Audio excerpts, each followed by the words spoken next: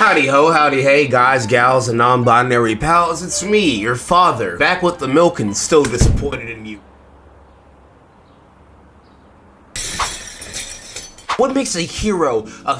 Is it the tragedy of losing a loved one due to gun violence, which turns out to be a motivation for a lot of them and probably indicative of a larger problem? Is it your planet being destroyed? Or is it simply wanting to make a change in your life? But only one superhero has the strangest motivation I have ever seen. While most superheroes fight for truth, justice, and the American way, or protecting the innocent from things like mugging or actual threats of danger, Foreskin Man's entire ethos is centered around circumcision. He is a superhero who was created as anti-circumcision propaganda. What I have just said has never, in the history of the English language, been put together into a complete sentence. This comic has trading cards, it has its own OST, it was sued by the American Civil Liberties Union, and is blasphemed by multiple Jewish publications for its anti-Semitic nature, becoming national news. And yet, with all of these weird, wacky bits, with all of this being just one of the worst bits of bad media I've ever consumed, no one knows about it. This has sent my autism into overdrive, and I spent the past month hyperfixating on this, and I refuse to be the only one cursed with knowledge. So without further ado, I'm going to be breaking down not only the history, but also the who, what, when, where, and why in the So without further ado, let's get into the tale of the hero who's out there saving our skin. Get it? Skin.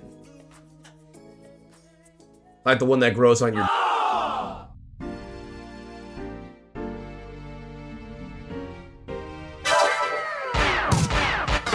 Oh my god, while you're still reeling from the live action jump scare, I would like to tell you right now I'm going to go in a little bit of a history of the anti-circumcision movement and circumcision as a whole to give some more added background, as well as pad the runtime so that I can get as much ad revenue as possible. If you'd like to skip that, go ahead and click this timestamp, which I've cleverly placed right here, instead of right here, where I have actually placed your exact IP address. You click off of this video, I will find your location. Circumcision is one of the oldest medical practices dating all the way back to the early days of man. It used to be done rather archaically, but nowadays it's done by a medical professional, where a local anesthetic is administered to the baby's baby maker, and then the foreskin is then snipped off from the baby. I assume the hospital keeps it for a snack for calamari. There's a lot of medical benefits, such as decreased risk of spread of STDs, as well as a decreased risk of UTI. All in all, everybody wins. Actually, there is one thing. Because even the most niche of issues has to breed some sort of controversy. Enter the intactivist, a portmanteau of the words intact and activist, a compound word, not to be confused with a compound, which is what I give your mother every single Friday night. You see, the intactivists are not big fans of the old circumcision practice. They believe that it is a violation of their human rights and their bodily autonomy. I entirely understand. If you do not consent to a medical procedure, it should not be done to you. However, have you ever tried talking to a baby? Mind if I have this? This right here? Cool? A lot of them are very up in arms about this, and there's two camps of it. There's the gloom and doom camp, where I found a quote from a man named Adam Zeldis. I'm going to read this quote exactly how I think he would have said it to The Guardian, and if I at any point sound insensitive of his beliefs, I would just like to say, it's funny. It's funny. What do you want me to do? It's hilarious. He's crying about his dick. It's funny, dude. Come on, laugh with me, all right? Many men, circumcised as babies, have an epiphany when the cultural blinders come off. I was a vulnerable 16-year-old when I realized just how much skin was removed, and then my bodily autonomy was violated. I felt immense loss and grief knowing that I'd never be given the chance to experience sex the way nature intended it. And nobody in society cared. It was immensely isolating.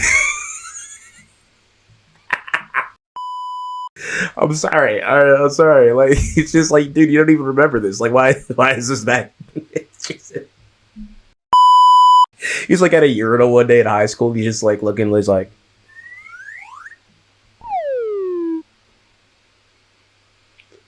look how they massacred my boy.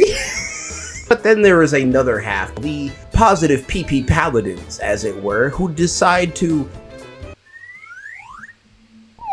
Yep, okay, I read that correctly. Reclaim the foreskin, which not only sounds like their personal ethos, but also an Elden Ring DLC, Reclaimers of the Foreskin. These people decide to celebrate the foreskin, to uplift it, get rid of all that negative imagery around it, really show it as something beautiful, pure, a work of art, God's little custom turtleneck for your nethers. They use things like artificial extenders to push forward with a brand new foreskin. But now that we have this background, we know that there is a need for a hero with so many toddler tallywhackers in danger. This is where we meet our protagonist, not our protagonist of the comic, but our protagonist Matthew Hess, who decided to make the comic Foreskin Man to spread the good word to those worldwide, using the titular penile protagonist as a vessel for his Johnson jihad. So let's go issue by issue and break down just the exciting, riveting content of social awareness related to circumcision and superheroes. This is the strangest Venn diagram I think has ever been made. The cover of the first issue has our hog hero fighting the monstrous Dr. Mutilator. Every single one of these issues will be named after a central antagonist, plot device, or something of importance to the story. But what you really should know is the MGM Built Comics logo in the corner for the very snappy and very recognized brand of male genital mutilation Built Comics. Now, I know you're looking at the logo for Foreskin Man and you're thinking, hey, is that what I think it is? And yes, you're right. That is the logo for the Xbox tilted at a weird 3D angle, and I'm glad we could all come to an agreement on that. YouTube, please do not age restrict me. Another day at the Museum of Genital Integrity. And the house is packed because all of the folks in town cannot wait to see the newest exhibit on...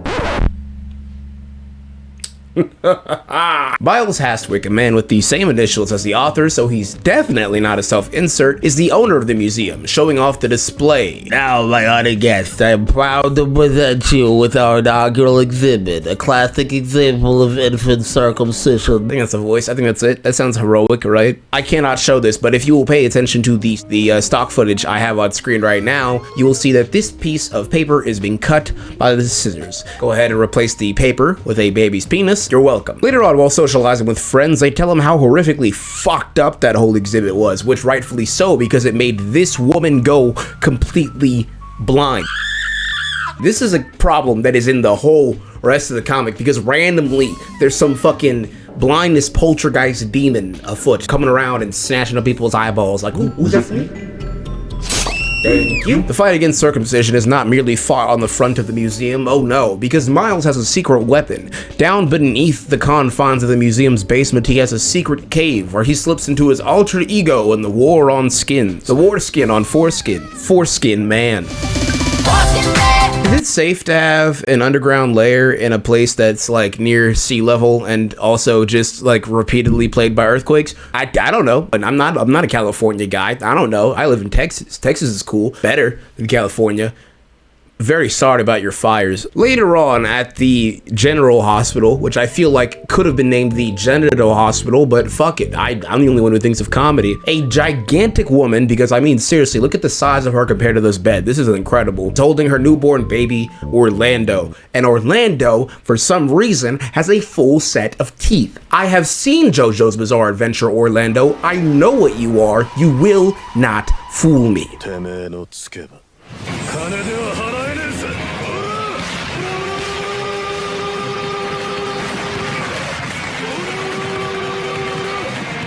The doctor walks in and is like, hey, yo, that baby with his full set of grown adult teeth looks very healthy.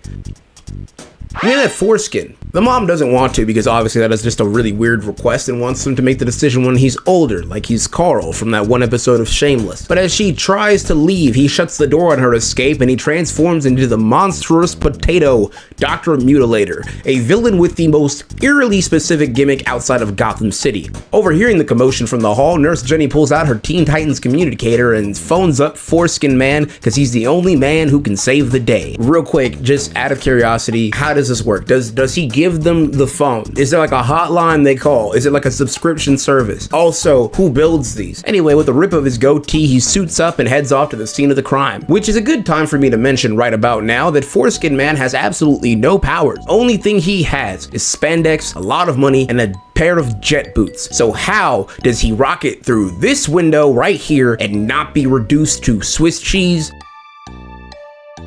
I don't know, man. The mutilator tries to fight back, but then is then beaten unconscious. Cops show up, they arrest the doctor, and the day is saved, causing Jenny and Foreskin Man to kiss because everyone knows nothing gets women going like saving the dicks of babies. What do you mean by that? Issue 2's front cover starts in a very interesting way because it shows our Shaft Sheriff brandishing an 8-ball at this. That's gotta be racist. This is the issue where we have a lot of issues. It's kind of racist. I'll be introducing a new gimmick where I don't know where I've put them. In each of these containers, I have a series of fun candies, which I will be eating every single time something very weird or terrible happens in the story. Let's get it. Might as well go ahead and pop one because of this cover. Ugh, what is that? Pear? Not liking it. Ugh, yucky. The antagonist of this issue is known as the Monster Moil. That's another gummy. God, these don't taste very good. I really hope I finish recording this very fast before these hit. This is named after the Moil, a person who, during the Jewish tradition of circumcision, performs the action of the old, tip snip. Anyway, Miles is preparing his boat, as one does, for a little trip overseas, when a newscaster reports that several hospitals have had their circumcision restraints stolen. This seems like it's not plot relevant now, but it will be.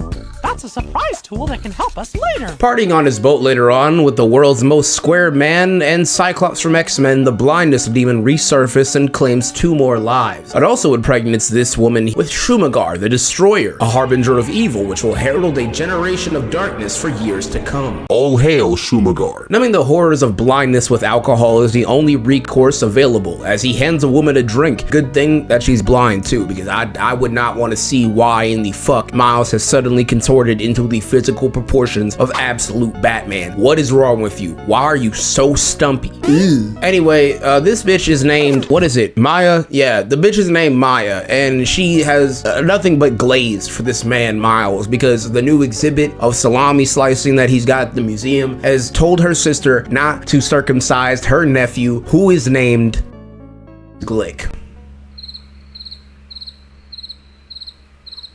All right.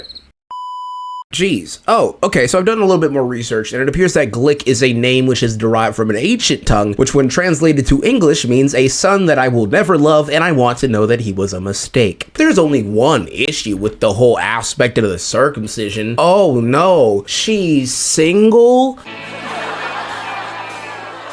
I don't know why this is a conflict. Anyway, Maya goes on a date to the bris of her nephew with Miles, but I feel like it's very odd that Miles never misses a chance to peep at a pre-K Peter. That's weird. The next day, Miles arrives and he's introduced to Maya's sister and her brother-in-law, Jethro. And while Sarah is discussing about how Glick, a dumb name for a baby, just a very dumb, stupid dumb name, Glick the little baby, apparently, according to Maya, is very happy they'll be skipping the circumcision, which I don't understand how exactly the baby has no object permanence but is aware of complex medical procedure, but hey, that's just the way it is.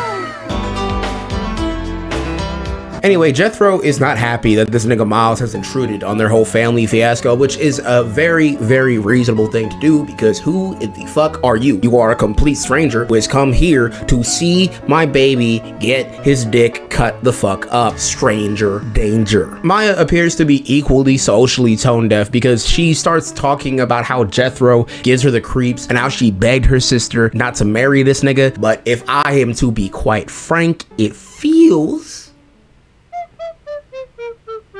you know what I'm saying? Like, Jewish niggas are cool, bro. I don't know what this comic's got against them. Happy Gilmore fired. Suddenly, the festivities are interrupted when... Ooh. Ooh. Ooh. Ooh. Ooh. Ooh. Buddy. No. Listen. I don't want to say anything assumed about Matthew, but in an interview, when he was asked why is it that Foreskin Man has blonde hair and blue eyes and seems to only fight minorities or people with darker skin tones, he said it was merely a homage to his German heritage. What do you mean by that? I'm not saying that he's a racist, but if it walks like a duck and it quacks like a duck, it probably is a big fan of.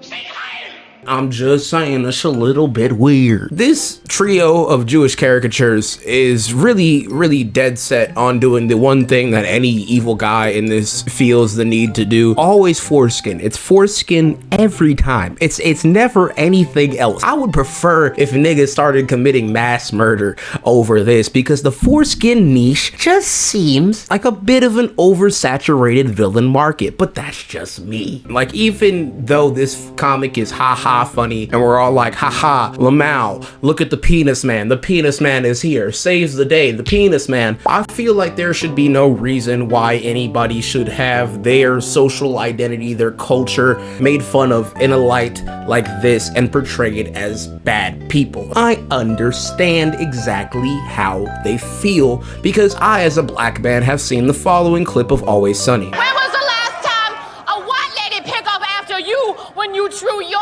orange soda and your grape sodas on the ground? Yeah, I still love that show, honestly, though. It's pretty good. It's pretty funny. Also, for some reason, when asked about this and why the imagery is very racially charged, Matthew also stated that all press is good press, which is stupid. Because even if you have some sort of project that you have engineered for social change, the controversy will eventually overshadow your point to where no one's gonna listen to you. If I said I'm punching people in the dick in order to cure cancer, no one's gonna care about me trying to cure cancer. They're gonna mostly be preoccupied with, hey, couldn't you found another method that wasn't punching me square in the balls? Anyway, Foreskin Man is like, I gotta go suit up, I gotta go do the thing, I gotta go do a big old punch in the name of foreskin and penises. That's it, monster, keep babbling.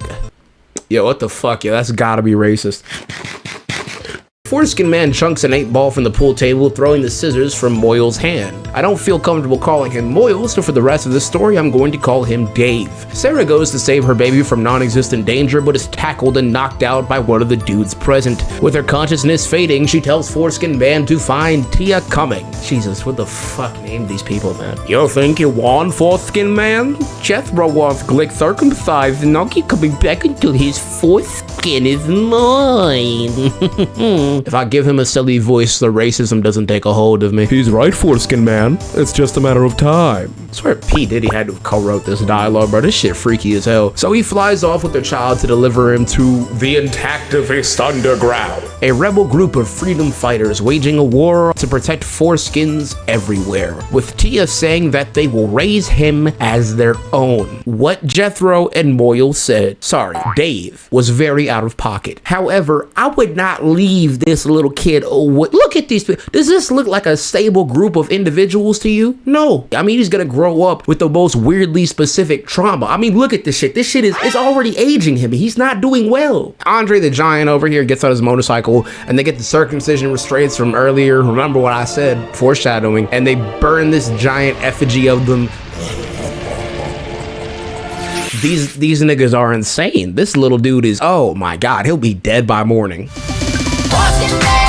Apparently the fight against circumcision is too much for one man to handle alone, because here is where we get some extended lore. That's right, the Foresky-verse, if you will, expands, because we have another genital-themed superhero, Vulva Girl, an African hero. And as an African man myself, I'm sure that this entire issue will be handled with all of the necessary tact that we have come to expect from Foreskin Man, 100%. Honestly, the bar is in hell and they brought a shovel. I don't know why I'm expecting so much. Miles is over here sad that he's suffering from success because his new museum exhibit is going to be international news, and I just really don't care. It's just business.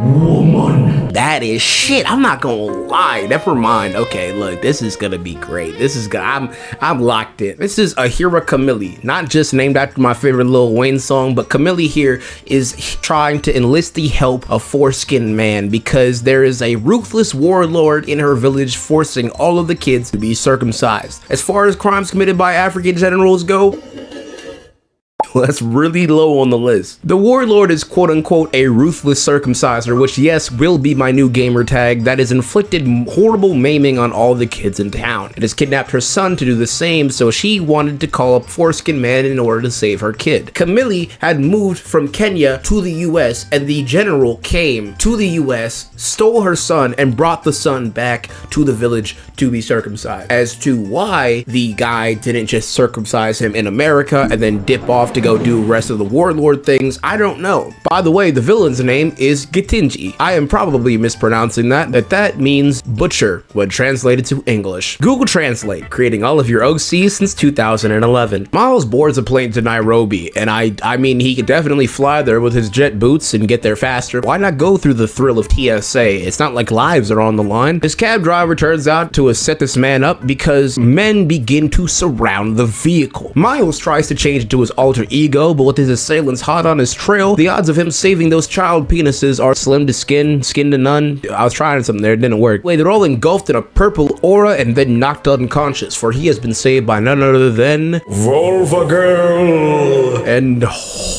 holy shit, that's censored. Why in the motherfuck is it that he is Foreskin Man, but she's Vulva Girl? I feel like it's weird to attach an age thing to it. Oh, well, if he was Foreskin Boy, then that would just be weird. Equally weird that she's Vulva Girl instead of Vulva Woman. Anyway, never mind. Our vaginal Victorian here has placed all the attackers into an unconscious state with her vague pussy powers, and they will be completely inconsistent throughout the entirety of this story. Probably has something to do with that mythical clitoris that women are always going on about, but that doesn't exist, so that rules that out. I know who you are. Stories of your battles with the American circumcisers have reached our shores. This is by far the most realistic thing that is said in this entire story. If there was somebody flying around with jet boots saving only foreskins and doing no other stopping of crimes, I guarantee you it would at least be like the top page of Twitter for like 3 weeks. Foreskin Man teams up with Vulva Girl to save the kids, but she believes that she can take out the butcher by herself, and she warns Foreskin Man that the guys carry poison darts. That's racist. That's gotta be racist. Like, nigga, we have guns, bro. Y'all ain't see Captain Phillips? I am the captain now. Then that would have felt less racist. Why you go for a... Why? Doesn't taste good. Doesn't taste good at all. They're just Africans, bro. Also, if all they had was darts and they took over this village, is there like no guys in this village or anybody with common sense? Even if there's at least 3 people with blow darts, you outnumber them, rush them. They are effectively using fucking spitballs. Vulva Girl darts off to the village and finds this lady. Her name was probably mentioned earlier, but am I gonna remember it? No, I'm not. You're gonna go back and check. Are you? Good. Because I'm not going to. Stay back, or a girl will lose more than her womanhood. That accent is something. She is blasted with pussy power and put to sleep, and then VG blows up the shack. Is it like kinetic energy? Is it Gambit but from the pussy? Explain yourself, because I am confused. Anyway, the explosion is heard by Gitinji's men, but he says, hey bro, do not worry about it, eh? We will not let this intrusion delay your rite of passage. Step forward and offer your foreskins to the tribe. That's a dialogue, baby. Foreskin hits him with his best Shawn Michaels, calls out for the boy named after a diet, and he appears running to the arms of his sausage casing savior. Later on, the police come and take away the bad guys using fucking guns. You son of a... Why do you have guns? Why do the police have guns? If the police have guns, that means that guns exist. You're clearly a criminal. You have some weird vague mysticism powers. Are you telling me you motherfuckers couldn't get a Glock? Do it. What are you... What? It doesn't make any sense. I don't get it. Another thing that I feel like has gotta be racist. If these guys also work for Gitinji, why is it that the cab driver was wearing clothes? I mean, that makes sense. He has to blend in and pick miles up for the airport. But then why on earth are these niggas wearing just Old Navy catalog, and these niggas look like tack in the Power of Juju? It's gotta be racism. It's gotta be racism. It's gotta be racism, bro. I'm doing so good. We're doing so good, boys. Now, before we move on to issue 3, I just really wanted to quickly say that female genital mutilation is an actual practice of oppression, assault, just absolute brutalization on women. It is a genuine hate crime that is done, and for them to say that circumcision is even remotely similar to that is really tone deaf. Issue 4, 5, 6, and 7. The forbidden issues of Foreskin Man. I had to go all the way through the internet archives just to find these. I mean, almost everywhere they have been scrubbed and hidden from the world. I have located them. I'm like a black Indiana Jones, bringing you this little blast from the past. You are welcome. The cover has our hog hero in a bond next to some other lady, and they appear to be in a foreign country. I can tell because the majority of these people are not whites. A next stop on our racism world tour. Woo woo, baby. Woo woo. The train keeps on going. He hides the knife in his coat pocket and he heads back to his hotel. This is a gigantic magical artifact of immense power. So imperative to his mission that this goes off without a hitch that he plans to even build a gigantic safe to contain it, secretive, that only he can get into it. And Miles, what are you doing? What are you doing? Why are you stopping at the strip club? Miles, what are you doing?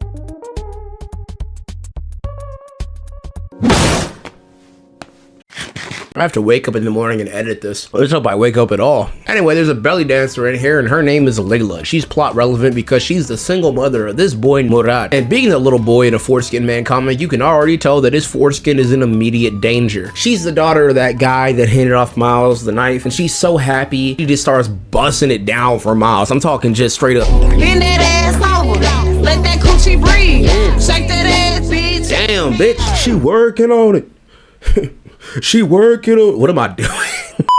But while she's busting it down sexual style, she doesn't notice that somebody is in this little sneako chair doing mischief and is following her back to her dressing room. I want to let y'all know right now, those claps are not from the audience, you feel me? This man is named Kudret, which when translated to Turkish is the name of 50 Cent's television series. He's the baby daddy of Murat, really drunk and ready to spend some 1950s style quality time with his wife and son. Miles walks in to see what's happening and it is immediately fucking whopped in the goddamn melon, causing the dagger to fall out of his coat. I don't want to sound like I had any glimmer of faith in this nigga Miles, but why is it that you had a world-ending device in your pocket and you decided to stop? Why? Your Miles has to. You have pussy at home. Like a Minecraft YouTuber with 1 million subs, Koodster has baby peen on the brain. Awakening the next day, which is insane. You flew through a wall, but now suddenly you're allergic to wood like you're an original Green Lantern. He flies over the city searching for the kidnapping victims until he finds them in the town square, proving that he could have done this entire thing in a matter of minutes, but he chose to fly through TSA to help the black babies. Didn't seem to prioritize going to save the black people this much. I know. And everyone is really excited to see his circumcision. If I were to be a betting man, this is not an accurate portrayal of Middle Eastern culture. I got 2 gummies left. You better half this one. Foreskin Man saves them and he flies off. And then Murat smiles because I guess he's really happy that his mom is finally just gonna get her shit. I don't have words for you. All right, these comics are fucking exhausting. It gets funny at first. You're like, tee hee hee, ha ha ha ha ha ha ha, and then you're just like, I get it, tee hee, nigga. Ooh, baby, 5 down, 2 more to go, and I'm so excited. If you stayed this long in the video, click that subscribe button, that notification button, every single button you can. Become a channel member. Pay me money so I can talk about foreskin more.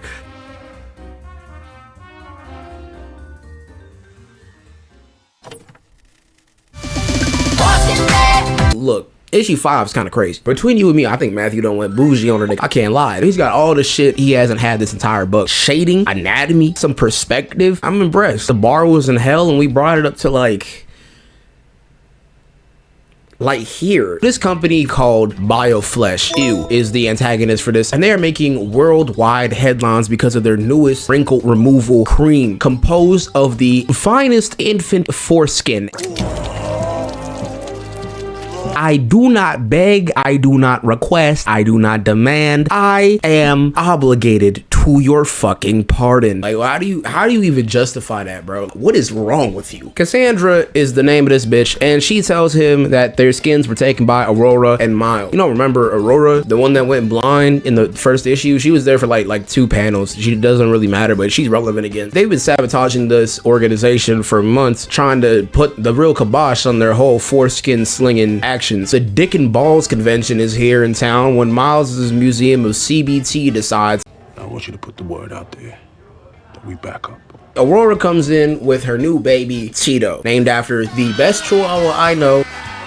This little Ice Age baby gotta be Miles' son. I have no proof of that, but look at the art of him on his trading card and then look at Miles. The villain is over here and he's on the phone doing some evil shit, and he's looking over and he says, I think I just found our foreskin. Enemy spotted. Aurora appears to be going for Mother of the Year because she's not even focused on the fact that her baby just got snatched the fuck up, because she's advertising the Filipino exhibit they have upcoming, foreshadowing, by the way, for a later issue. Definitely needing his kids taken away. What do you mean you're planning a visit to this place? Busy day already? I'd better breastfeed Tito before the sitter gets here. This panel is very funny also because it seems like while this dude is just casually strolling away mere like 10 to 15 feet with her baby, because she's fucking like full sprint. Meanwhile, this man's doing like fucking Killua's shadow step. Also, why is no one stopping this? I can clearly see there's all these witnesses here and she's probably shouting very loud. This isn't a heavy rain moment. Jason!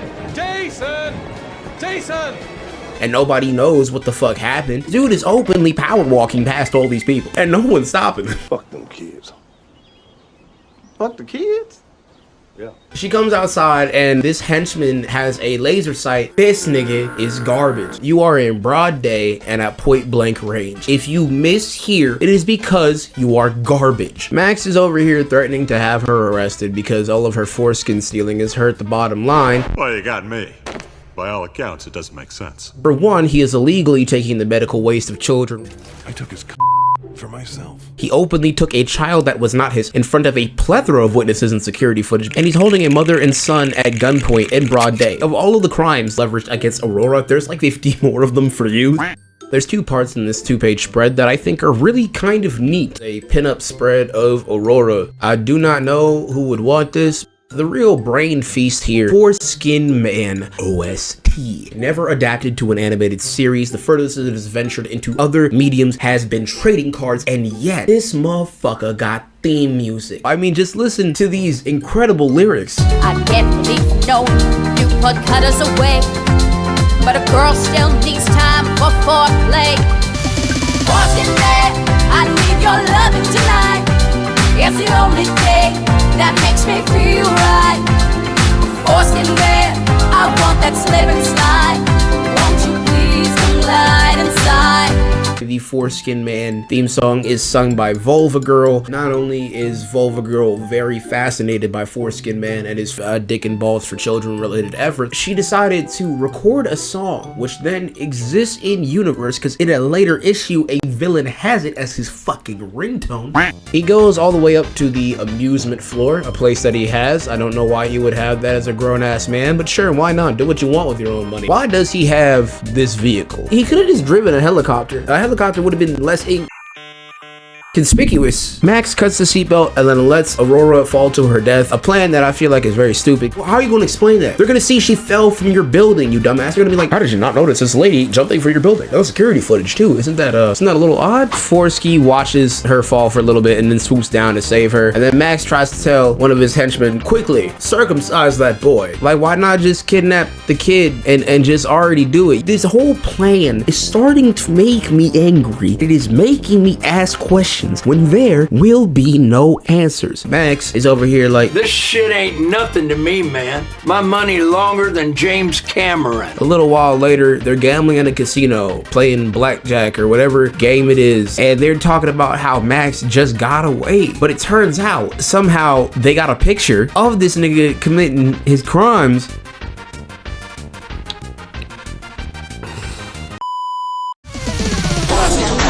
We're on to issue number 6. Isn't everyone having a good time? I'm not having a good time. The name of this means circumcision in Tagalog. This is Malaya. She's the builder of this exhibit sculptures. Anyway, she flies over to the Philippines and she hugs her family hello. I'm gonna tell you this right now. Her sister, evil. Look at this. She look evil as shit. Oh man, and now she's having secret phone calls? Oh nah, bro. Ooh. Better hide that boy foreskin. So this kid is over here bugging about something that he does not want his aunt to tell his mom. But then his mom comes in and interrupts him and tells him there's beverage and to go pour himself a drink. I'm gonna be honest, I would find this crazy rude because I'm the guest, but that is your child. Go get this little nigga his drink. Give the baby a bev. Why would you not do that? Oh, okay, I see, because it was poison. I only had enough roofies to knock her out until morning. Take her to the clinic and throw her in the cage while Kid Lot's upstairs. Yeah, that'll hold the. I'll pump her with some cherry meth. Okay, wait a minute.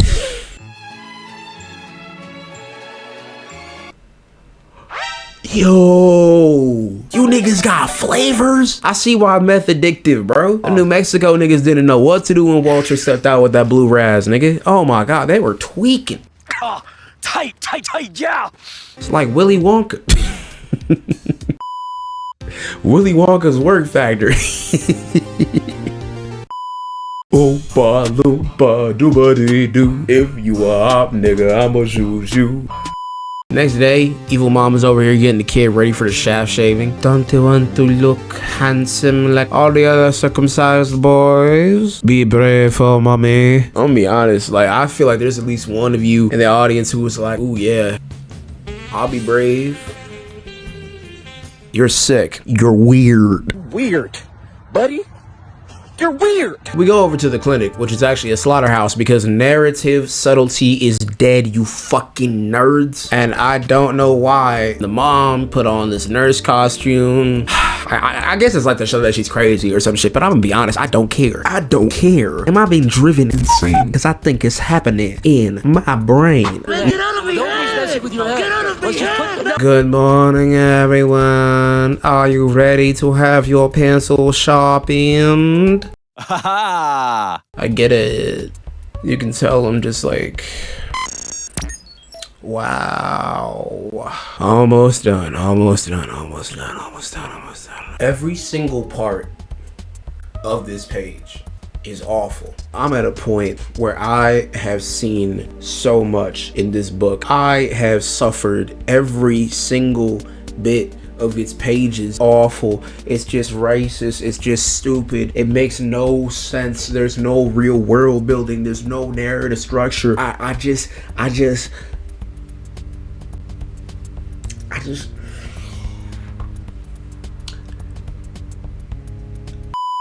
I can't show this entire square. If you want to go find it, I'm not going to tell you what to do. You're your own person.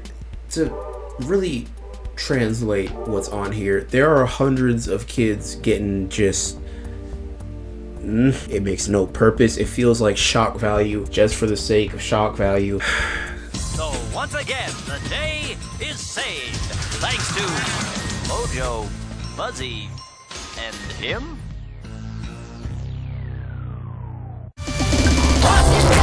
Guys, gals, non-binary pals, we are here. We have fought tooth and nail to the very bitter end to reach this point, and god damn it, I feel good.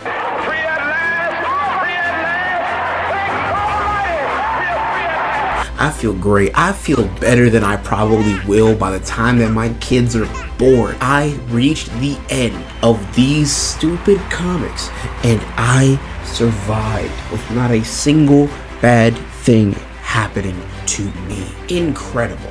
This entire issue is needlessly suspenseful. It's very, how about this, dramatic. This is the story of a new character. That's right, an ever-expanding lore and more penile protagonists, more vaginal vigilantes, more crotch champions, more cock comrades joining the fight against the loss of foreskin everywhere. This is where we get our Punisher-like figure. I popped my knee. That's crazy. I'm 25. My bones should not be able to do that.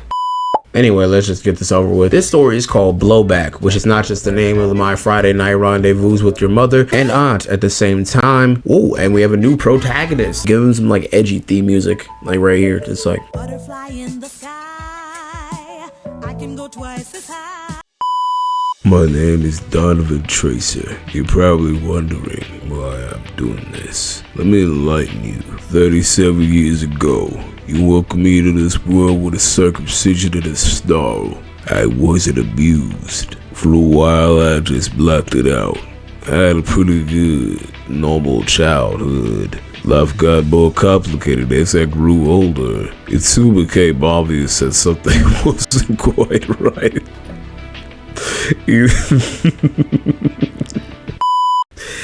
In the man department, they said my dick was too big.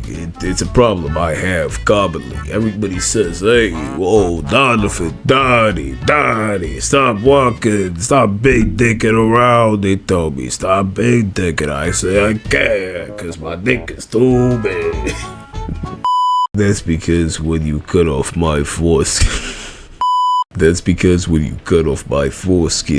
you cut off the piece of the nerves and the feeling that went with it, and now I'm damaged goods. My relationships with women all seem to be ending the same way. And it sounds like you're making excuses, bro. Maybe your dick games is trash, or maybe you get more confident within yourself. What I'm saying is you're just being a little bitch. I couldn't give them what they wanted. Maybe you just gotta find somebody that likes you for you, Donovan. Maybe that's what you really needed. So you can imagine how happy I was when Foreskin Man put you behind bars where you belong. Guys, gals, and non-binary pals, look who's back. Dr. Mutilator. Yeah, that's right. Yeah, that's right. See, the origin. So he meets this girl, her name is Sky. They get to touch a naughty bits, and it's crazy because it's like shown like here, like nips out, everything. Like it's crazy and it's sad, but that's the best art. Like when he's in his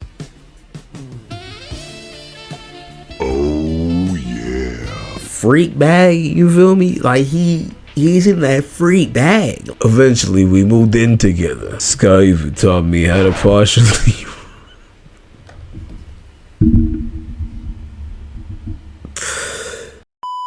Sky even told me how to partially restore foreskin. The boss must have noticed something different about. Okay, I gotta really look at this. I gotta log in. The boss must have noticed something different about me too. Pretty soon I moved up from the bar back and then to night manager. It's like Samson, but like instead of like the power, the strength in his hair, he's got the power to not be a pussy related to how much skin is around the base of his penis. Ah, yes, I see. Genius. It's that subtext. You niggas is not seeing. The writing is too abstract. Am I the only one who understands the complexities of this ambitious cinematic masterpiece? And definitely am not just going insane from reading too much of. I'm gonna have to come back to this, man. Wake me up in the morning, man. 3 weeks later. Brother, what's that?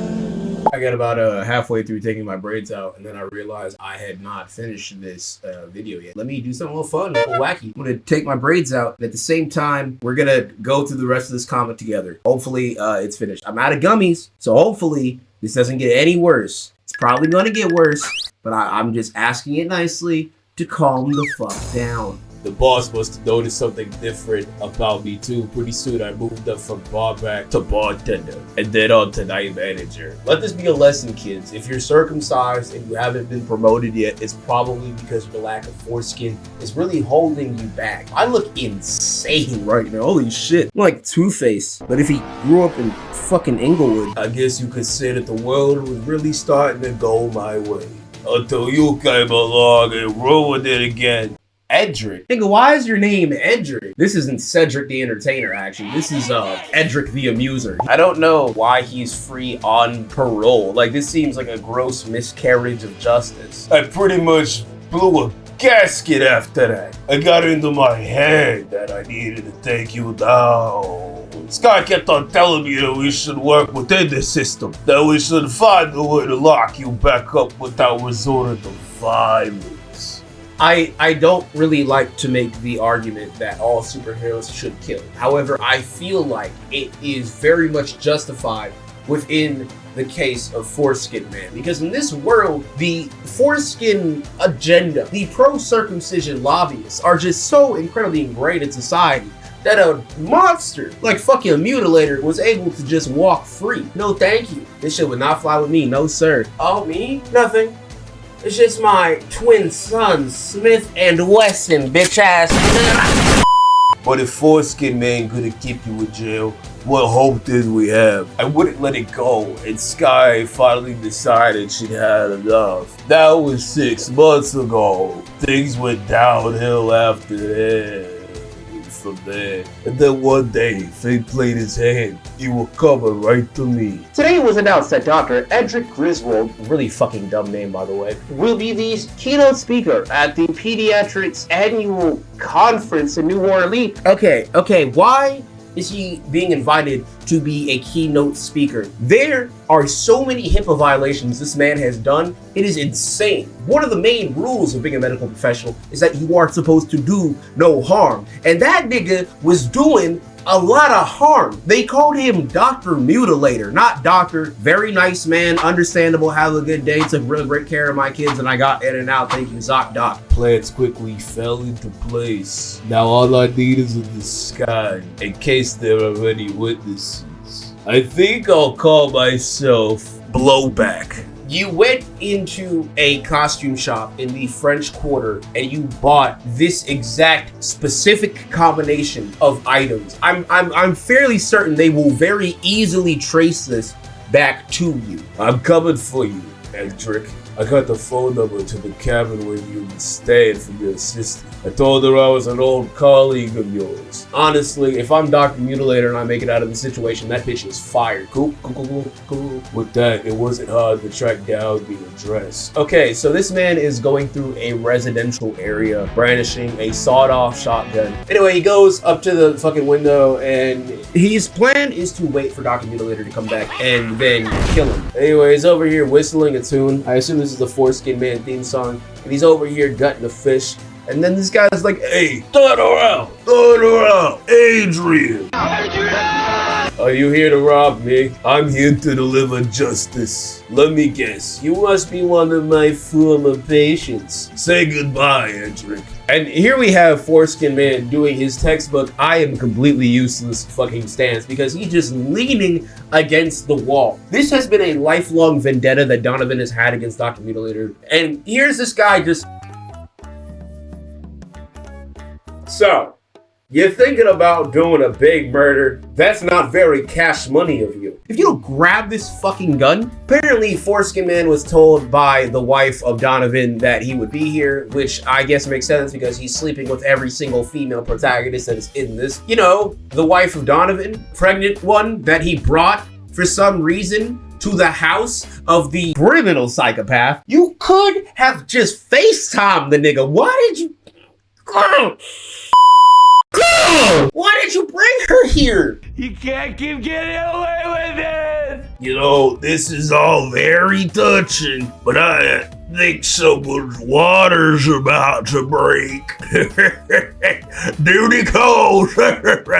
And Dr. Mutilator breaks off in a full sprint towards this woman, ready to circumcise that baby. You're in a swamp, too. This woman's about to give birth, and you brought her to a swamp. You suck, nigga. You're dead, Griswold. And he gets smacked in the fucking face, and then hits so hard he does a reverse anamorph from Dr. Mutilator back into the guy. During this reunion, it's very touching and very heartwarming, but he has what I like to call a character moment. You know, Donovan realizes that his whole quest for vengeance was all for naught. I smell a hair. I feel a warm. I start to think about maybe we could get back together again. But you're not off the hook yet, Edric. I can tell. I can still reach for that gun and blow your brains out while Foreskin Man isn't looking and shit. You know, it's what you fucking deserve.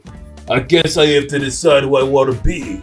Vigilante killer or an activist dad. I love this because he wouldn't necessarily be a vigilante killer. I mean, yes, he would be taking the law and the life of another person into his own hands, which would make him a textbook vigilante. But in the case of Dr. Mutilator, who was about to carve open a pregnant woman and take the baby out just for the chance of circumcising it, I think... That feels weird, but I'll allow it. Put this nigga the fuck down. That nigga is guilty! Hang that nigga now! I got the rope right here! And that's it. That's where it ends. The end of Foreskin Man, baby. We did it. We did it. Oh, thank merciful God. We laughed. We cried. We mostly cried. It makes Garth Ennis look like fucking Alan Moore. 1,000 years later.